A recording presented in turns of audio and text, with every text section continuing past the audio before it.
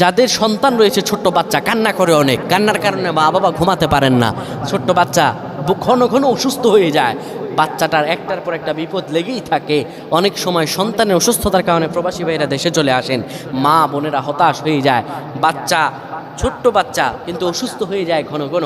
এর কারণ দুইটা থাকতে পারে, এক হচ্ছে শারীরিক অসুস্থতা, দুইটা হচ্ছে জিনগত অসুস্থতা।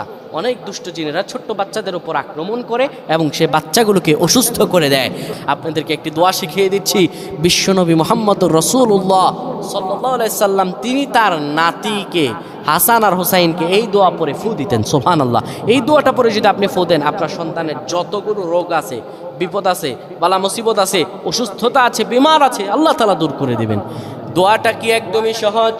নবীজি আমার সাল্লাল্লাহু আলাইহি ওয়াসাল্লাম এই দোয়াটা পরে হাসান হোসাইনকে ফু দিতেন। দোয়াটা হলো আউযু বিকালিমাতিল্লাহি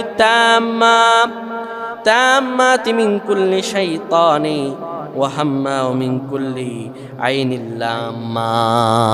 একদম সহজ। আপনি এই দোয়াটা পরে আপনার সন্তানকে ফু দিবেন। সকালে একবার পরে ফু দিবেন, বিকালে একবার পরে ফু দিবেন। শয়তানি দুশ্মনের দুশ্মনী থেকে আল্লাহ তাআলা আপনার পরিবারকে, আপনার বাচ্চাকে হেফাজত করে নেবেন। পয়না আমিন।